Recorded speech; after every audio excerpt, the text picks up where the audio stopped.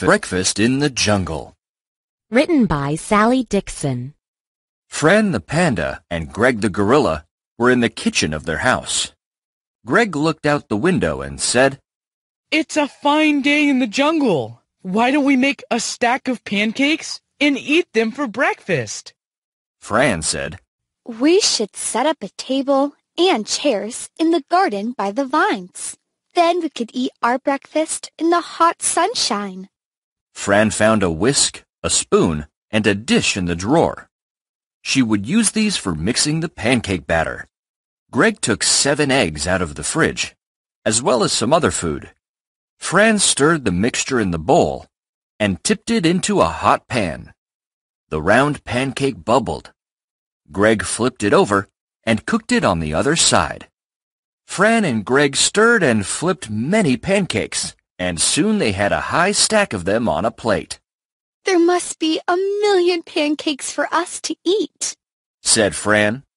"Not quite 1,000,000, but there are a lot of them," said Greg. Fran and Greg also chopped up some fruit to put on the pancakes. They chopped up 9 yellow bananas, 7 green melons, and 2 lemons. Fran and Greg set up a table and chairs in the garden. They put up a big umbrella, too. Tall trees grew around the garden, and long vines grew around the trees. They put the plate of pancakes and all the fruit on the table. "It is time to eat our breakfast in the jungle," Fran said as they sat down. "Tweet, tweet," said a sweet voice high up in a tree. Gwen the wren flew down from the tree and landed on the table. Gwen hopped around the stack of pancakes and said, "Can I have breakfast with you? I would like to nibble some of your yummy food." "We like visitors, and that would make us happy," said Fran. "Buzz, buzz," said a little voice high up in the vines. Nan the gnat zoomed down from the vines and landed on the table. Nan buzzed around the stack of pancakes and said, "Your breakfast looks so good. Can I have a crumb or two?" "You can eat many crumbs with us," said Greg. "Achoo!" Behind the house, someone with a loud voice sneezed. The sneeze made a huge breeze, and it blew the vines and the trees. Boom! Bang! Boom! Someone with huge feet walked into the garden. It was Eric the elephant, and again he said, "Achoo!" Eric stopped sneezing and looked at the stack of pancakes. He walked around the table and said, "Can I eat breakfast with you?" "We like visitors," said Fran. "You can sit and eat with us." Eric sat down on one of the chairs and wrecked it. "Oh no, I'm too big for your chairs," he said. His face was sad. "We don't mind," said Fran. "We are glad you are here. You can sit on the ground." "You are so kind," said Eric. All of them sat around the table and ate breakfast. They squeezed the lemons over the round pancakes and ate them with banana and melon. Soon, all of them were full. "Next week, you can all come over to my house," said Eric. "I will fry bacon and eggs for us to eat." Mike helps a tiger. Written by Sally Dixon. Mike the mouse was on his bike one night when the stars were bright. He looked up high in the sky and could see Bob the bat in flight. "It's a good night to fly," Mike yelled up to Bob. Bob looked down at Mike and yelled, "It's a good night to ride a bike." Mike's bike went up the hill, down the hill, and over a path. He stopped by the woods. "Boo-hoo," said a loud voice. "Who is crying?" said Mike. "I will find out who it is. They might need my help." Mike jumped off his bike and walked into the black woods. "Boo-hoo," said the loud voice again. "Where are you, and why do you cry? Is there anything I can do for you?" called Mike. He looked in the woods, but it was quite black. I think I need some light, said Mike. Mike looked up high and could see Bob the Bat in flight. Can you help me? Mike yelled up to Bob. Can you bring a flashlight to the woods? I will find a flashlight and meet you in the woods. Bob yelled down to Mike. Mike stood by the woods. Boo-hoo, said the loud voice again. Who are you and why do you cry? said Mike. Is there anything we can do for you? Bob found a bright flashlight. Mike and Bob looked in the woods with a flashlight. They found a big black hole in the ground. Shine the flashlight into that big black hole, Mike said to Bob. Light from the flashlight filled the hole, and they could see a tiger. He was shaking with fright. Who are you, and why do you cry? said Mike to the tiger. But the tiger did not say anything. All he did was cry. I think he might be shy, Mike said to Bob. Is there anything we can do for the tiger? Bob said to Mike. We could get a rope and help him out of the hole, said Mike. I will fly and get some, said Bob. He went up high in the night sky where the stars were bright. Mike sat by the edge of the big, black hole and said to the tiger, I will sing for you. He sang a soft song, and soon the tiger stopped crying. I like that song, said the tiger with a soft voice. He was a shy tiger. I am Tim, said the shy tiger. I was on my way to pick some red roses and fell down this hole. I had to lie here all day and night. Bob and I will help you, said Mike. Bob was flying up high in the night sky. He had a rope. I will tie the rope to this tree, said Mike. Tim the tiger went up the rope and jumped out of the big, black hole. Thank you for being so kind, said Tim. I am glad you found me in that hole. All of them sat in the woods and looked at the sky. The stars were bright in the night sky. They sang 9 songs. We Can Fly. Written by Curtis Norris. Have you ever dreamed that you could fly? How fun it would be to swoop through the air like a bird! In real life, it is still possible for us to fly too. In fact, there are a few ways we can fly. Let's look at some together. Most people fly with airplanes. The first airplane was flown by the Wright brothers over 100 years ago. It did not fly far, but it was the first step. Now everyone can fly. Today, there are so many kinds of airplanes. Big ones and small ones, fast ones and slower ones. Some planes have propellers, while other planes have big jet engines. Would you like to fly in an airplane? Another way to fly is in a helicopter. A helicopter can fly straight up and down, forwards and backwards, and side to side. It can even hang in the sky like magic. Where are the wings? How can a helicopter fly? Some people fly in big, colorful balloons. Hot air makes the balloon go high up into the sky.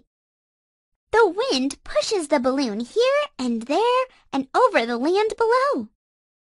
Can you imagine flying in a balloon? People also fly in an even bigger balloon called the blimp. It looks like a giant whale floating in the sky. Some blimps have colorful lights on the side that show messages people can read on the ground.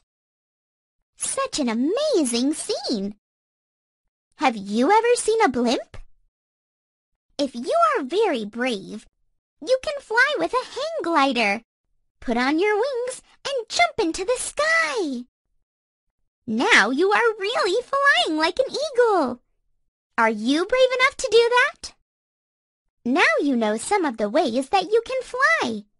If you cannot wait to fly on a plane or a helicopter or a blimp, you can still fly in your dreams. So, close your eyes and fly like a bird. Mila's New Bike. Written by Mary Blake. Mila got a shiny, new pink bike. But she didn't ride it. Didn't Mila like to ride? Of course, Mila loved riding. Still, she didn't ride it. One morning, Evan came and asked, Mila, may I ride your bike?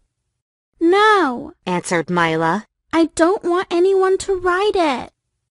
Evan didn't understand. Why couldn't he ride since Mila wouldn't? Mila's bicycle shone brightly, standing in the sun. That's one beautiful bike, Bennett said. The most beautiful I have ever seen, said Mila, smiling. May I please borrow it just for tomorrow for the cycling race at school? No, answered Mila. I don't want anyone to ride it. Bennett's bike didn't work, and without a bike, he couldn't race. But Mila's mind was made up. Bennett went away disappointed. Dad saw all the things that happened. Later that day, he called Mila and asked, Don't you like your bike, Mila? I love it, Dad, answered Mila. So, why don't you ride it? Or at least let Evan and Bennett ride it? It's so shiny and new, Dad. If I ride it, it may get dirty and scratched. Wrecked even. But Mila, said Dad, a bicycle is for riding. I bet your bicycle longs to get out and go. It's a little sad, I think, to have a bicycle and never ride it. Mila thought for a while and decided to get on her bike.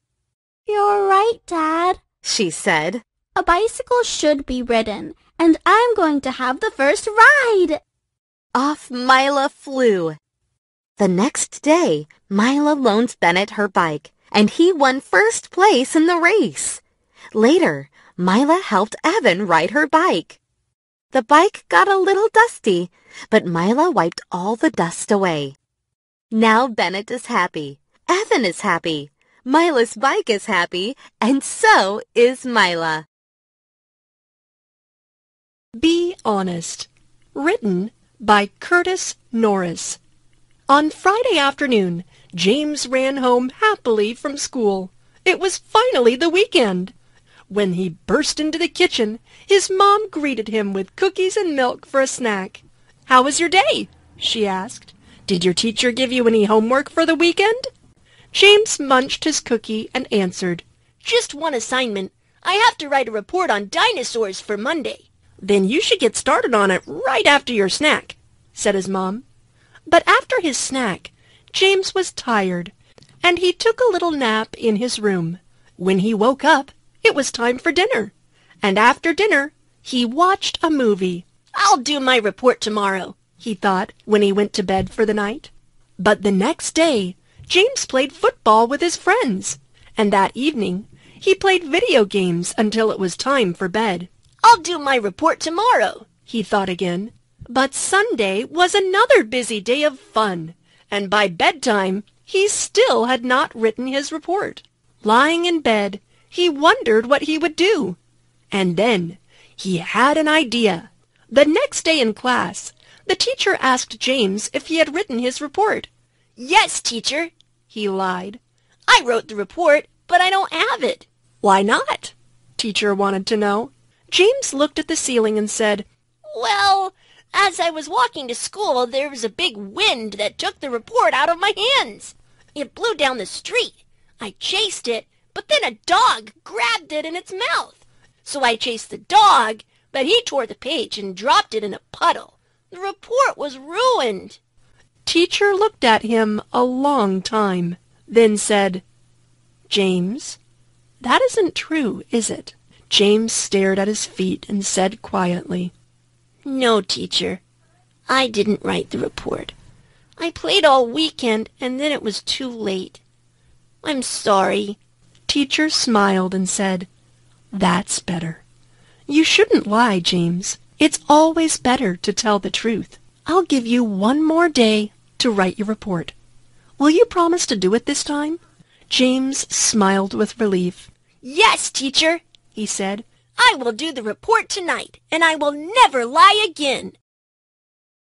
The Promise. Written by Curtis Norris. Paul and Jim were best friends and always did things together. On Monday, Jim said, Spelling is so difficult. Can you help me tomorrow after school? Okay, said Paul with a smile. Promise? Said Jim. Pinky promise? Pinky promise, Paul replied, and they hooked their little fingers together. On Tuesday after school, some boys asked Paul to play football with them. Paul knew he promised to help Jim with his spelling, but he really wanted to play football too. So he did. On Wednesday, Paul smiled at Jim. Hi, Jim, he said. Jim did not answer him and did not smile either. He just kept walking to class. At lunchtime, Jim did not sit next to Paul as usual. When Paul got home, he was feeling rather sad. What's wrong? Asked Paul's mom. Jim is mad at me, Paul answered. Why? Asked Mom. Because I didn't help him with his spelling yesterday, Paul explained. Did you tell him you would help? Mom wanted to know. Paul looked at the floor and said, Yes, I promised I would. Oh, said Mom. Well, a promise is a very serious thing. You should always keep your promise and do what you say you will. Yeah, I know, said Paul quietly. Now Jim doesn't like me anymore. Mom smiled and said, Well, it's not too late. You can still keep your promise. Why don't you go help him now? Better late than never. Paul brightened and nodded, then rushed out the door to Jim's house. At Jim's door, Paul said shyly, I'm sorry I broke my promise, Jim. You hurt my feelings, Paul, said Jim. I thought we were friends. We are, said Paul. I am really sorry. I should have kept my promise. Can I help you with your spelling now? Jim thought, then smiled a little. Well, I did miss you, Paul. Sure, you can still help me. Thanks. Will you be my best friend forever? Yes, Paul nodded. I promise.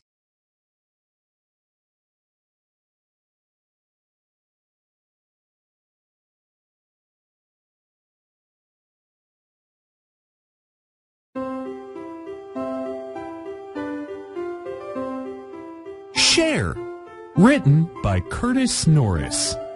Matthew loves to build things with his plastic bricks. He has hundreds of bricks of all colors and sizes. With his bricks, he can build houses, cars, and even robots. Matthew's friend, Jeff, doesn't have any bricks to play with. Can I have some bricks, Matthew? Asks Jeff. I want to build a house too. No, says Matthew. These are my bricks. Get your own bricks. But I don't have any bricks of my own, says Jeff sadly, and starts to cry. Matthew's mom hears the crying and comes into the room. What's wrong? she asks. I want to play with the bricks, cries Jeff. Matthew, says Mom, let Jeff play with some of your bricks. But they are my bricks, says Matthew. I know, but you have so many, Mom replies. You can share them with your friend. Then you can both have fun. Matthew. Teamwork is fun. Written by Colin Rampton. Today, Bennett heard some bad news. Their class would go camping to encourage teamwork. Bennett did not like teamwork. It's terrible, he thought. He wanted to do things on his own. I hope that all of you will have a fun time together. And remember, team is together everyone achieves more. The teacher explained to the class. For Bennett, it was together everyone acts mean. Bennett was in a team with Bernie and Clara. Bernie was a lazy boy. He did not want to do anything but sleep. Clara dreamt of being a famous singer. The only thing she knew was her silly songs. The mission for Bennett's team was to collect at least 30 sticks and branches to make a good fire. As a team, they were pretty useless. Bernie sat on a log and watched caterpillars. Clara wandered around, sang her songs, and collected a few sticks. Only Bennett tried to complete the mission, but it was not enough. Bennett's team completely failed. Their teacher was not pleased. Every other team completed their tasks. Maybe your teammates are not your best friends, but that is no excuse. You had a job to do, and you let us all down. Bennett said, Sorry, but I don't want to be on a team. I want to do things by myself. Bennett, teamwork is very important. Doing well by yourself is not enough when you are on a team. Everything will go on successfully if your teammates do well like you, said the teacher. The 3 kids felt very sorry and ashamed. They said, We are so sorry. Can we have a second chance? We will not let you down. The teacher smiled happily and said, Of course you can. This time, the 3 kids really enjoyed working together. Bennett realized that Clara had a very nice voice. He was totally wrong about Bernie, who wasn't such a lazy boy. They got along well working together. This really was a meaningful trip for Bennett.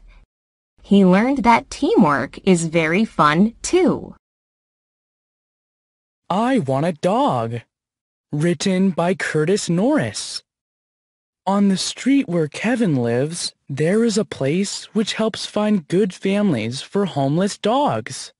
Every day on the way to school, Kevin looks at all the dogs. He loves dogs. One day, as Kevin walked with his mom past the dog place, he said, Please, Mom, can we get a dog? I really want a dog. His mother explained, Taking care of a dog is a lot of work. Do you think you can do it? Yes, said Kevin, jumping up and down. I promise to take care of him myself. His mother said, Okay, we can get a dog, but only if you promise to do all the work yourself. Hooray! Shouted Kevin. Then he pulled his mom into the garden where all the dogs waited. There were big dogs and little dogs. There were shy dogs and playful dogs. There were so many dogs. After looking at all the dogs, Kevin fell in love with a playful black dog with white paws. This is the one I want, he said. I will call him Socks because of his white feet. So they took the dog home. Right away, Kevin began to keep his promise. He took 2 old bowls and put them on the ground outside the house to feed Socks. In one bowl he put food, and in the other he put water. Every morning before school and every evening before dinner, Kevin took Socks for a long walk around the block. After the walk, Kevin brushed Socks's fur and checked him for fleas. On Saturdays, Kevin gave Socks a bath with the hose. They both got very wet and soapy. Then he played with Socks in the sunshine so that his fur could dry. It was fun.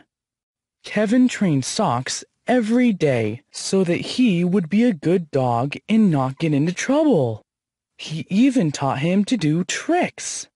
Sit, Socks, sit, he would say, and Socks would sit.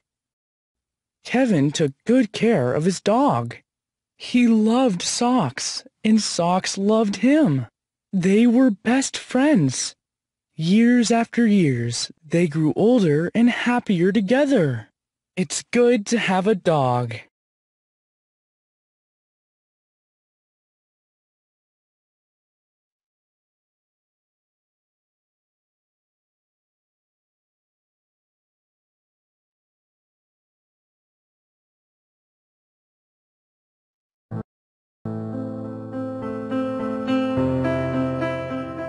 The Tortoise and the Geese. Once there was a tortoise living near a stream. He had 2 geese friends who lived miles away but flew to visit him every month. Whenever the geese visited the tortoise, the 3 best friends spent all their time playing and searching for food. They also cooked and had many delicious meals together. The 3 lived a peaceful life without any quarrels or fights.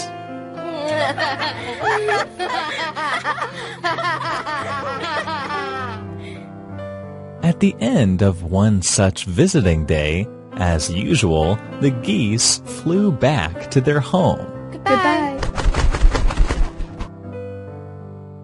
Left alone in his house, the tortoise became upset. My poor friends, for years they have always come to this stream to play with me, while I've been lazy and stayed here. He thought and thought about this every day and every night. A month later, when the 2 geese visited the tortoise, he decided to express his concern. My dearest friends, he said, you guys have flown visiting me all the time. Meanwhile, I have not even once. How about I come to your house this time? Thank you, my friend, responded one of the geese. We really appreciate your suggestion. If you'd like to visit us, we're willing to help. Yes, indeed, said the other goose. We've thought about inviting you to our house before, but we couldn't find a suitable way to do this. You know, we have wings and we can fly, but you don't. So maybe we should wait until we find a solution. The tortoise agreed and stopped thinking about it for a while. The 3 friends continued with their peaceful lives. However, this peace did not last long. That year, the summer was much hotter and longer than usual. Plants were scorched and dried up. Hundreds of animals and insects were starving. Living near the stream, the tortoise and the geese lived better than the other animals. However, they could not remain much longer, as the stream was drying up. The 3 friends urgently needed to find a way of carrying the tortoise to the geese's house. Does anyone have any ideas? Asked one goose. I've been thinking about climbing and sitting on your back. Then you will fly me to your house. How do you feel about that? Asked the tortoise. That would be too dangerous. You might slip and fall, replied the goose. Maybe he could hold your neck tight to keep his balance, suggested the other goose. I don't think so. How could I hold her neck with these two short legs? Responded the tortoise. Oh, it's so difficult. What can we do? Sighed the goose. One by one, the solutions were discussed, but none sounded right. After a couple of hours, the tortoise had an idea. I might bite a stick so that you two can carry me with it to your house, suggested the tortoise. What a great plan! Why couldn't we think of that earlier? Said one goose excitedly. Yeah, let's start our journey right away. I can't stay here another moment, replied the other goose. So the three friends began their journey. The two geese held a stick in their beaks, and the tortoise bit the stick between his teeth. They flew over hills, valleys, fields, and plains. They dreamed of their new lives in the geese's homeland, which was a more fertile place without any drought. Many animals on the ground saw that extraordinary scene and clapped in wonder. However, some others criticized the tortoise for using his two friends in such a way. Silly tortoise! Get down here! You look so ridiculous! You're such a bad friend to make your friends do that. Don't you know how hard it is for the geese to carry you that way? Yelled someone. The tortoise was sad and resentful. Why did these animals only criticize him? However, as he was biting the stick, he could not open his mouth to explain. The two geese understood the tortoise's feelings. They comforted him. However, there was more and more shouting and criticizing, which irritated the tortoise very much. The tortoise was so angry, and he wanted to explain. Finally, he opened his mouth to speak, forgetting that he needed to bite down on the stick. In doing so, he lost his grip and fell from the sky.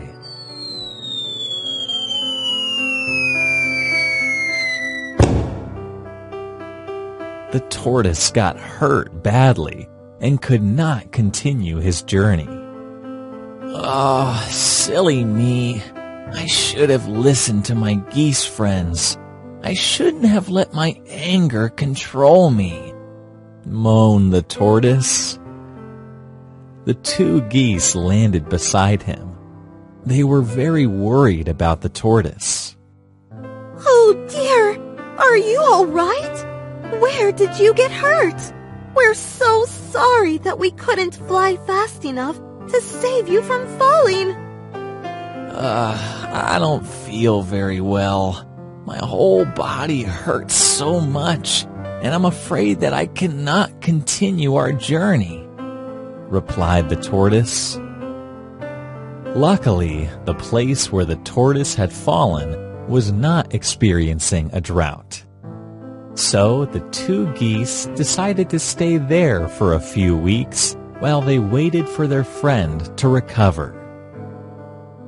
One way or another, the tortoise had learned a valuable lesson after his impulsive act.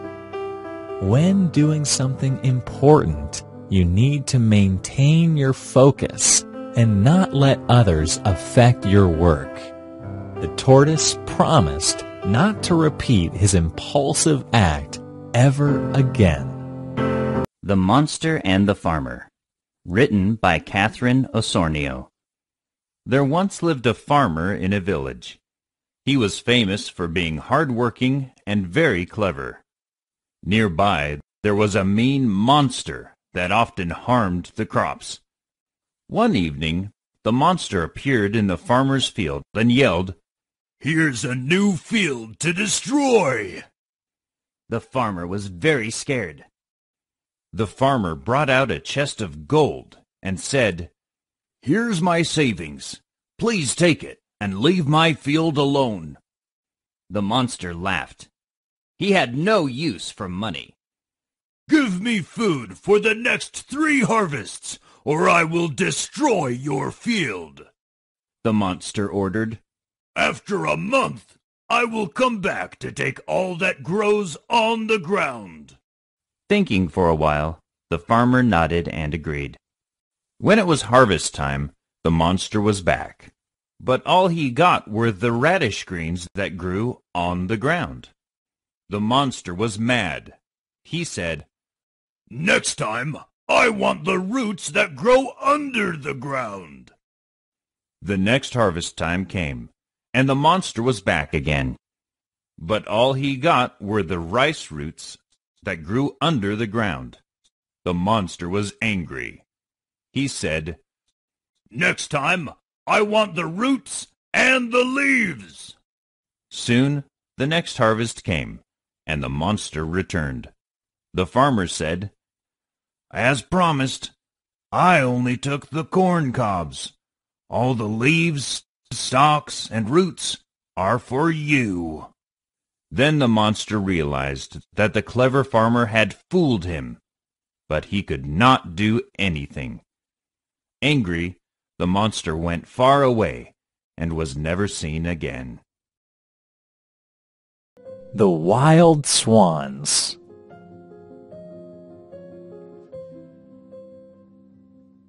Once upon a time, there lived a king and queen who had 11 sons and 1 daughter named Alyssa. They lived happily together until one day the queen died and the king remarried a wicked queen. She sent Alyssa to a remote village to live with a poor peasant and turned the 11 brothers into swans.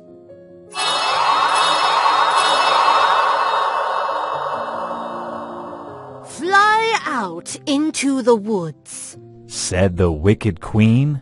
"Make sure that I would never see you again. If not, I would kill you all." Poor Alyssa lived a lonely life without her brothers. As she grew into a lovely young woman, she went back to the palace to find her father and brothers.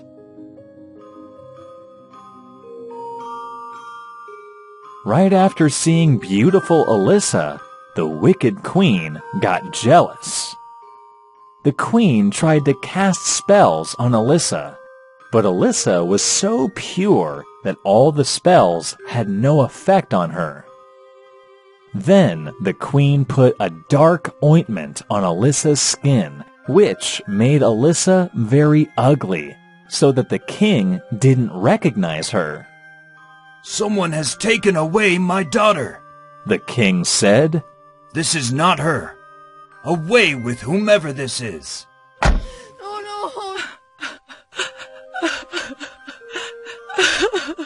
Alyssa had to leave the palace. She went into the woods, hoping to find her brothers.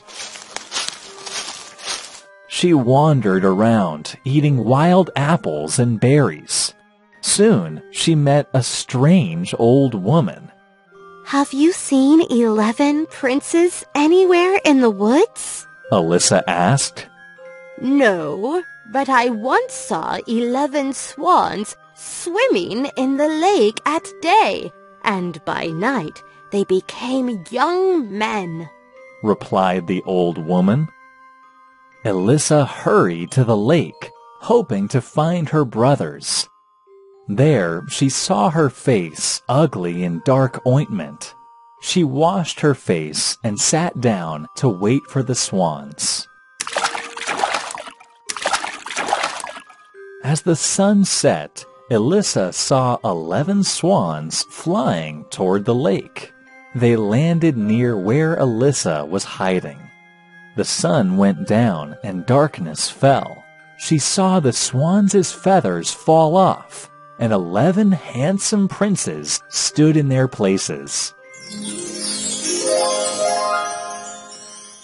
Elissa cried out, running to her brothers.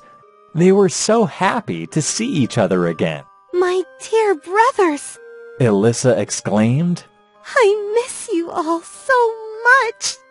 Elissa, how wonderful to see you. One of the princes cried happily. They told Elissa all that had happened to them.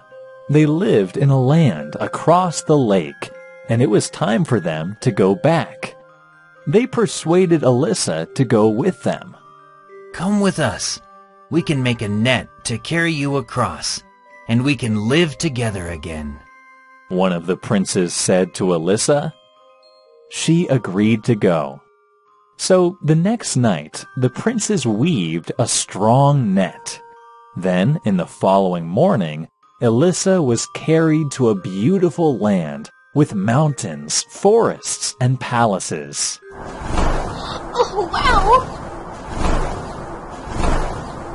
The princes lived in a nice cave. Although Elissa was now reunited with her brothers, she still wanted to break the spell that had been cast on the princes. One night, Elissa had a strange dream in which a fairy appeared and told her, You must weave 11 coats of nettles for your brothers, but you cannot speak until you finish everything. Otherwise, your brothers will be swans forever. Elissa woke up and exclaimed, Oh yes, I will do that. Elissa knew that it would be hard and painful work since the nettles would sting and burn her hands. She started to make coats from the nettle, but couldn't tell the brothers what she was doing. Her hands became blistered and sore. Out! One day, a young king came along. He saw Elissa and fell in love with her at first sight. He said to Elissa, Come with me. You cannot live here. I will give you velvet and silk to wear. Elissa couldn't speak, so she could not refuse and say no. So the king put Elissa on his horse and galloped away to his lovely castle.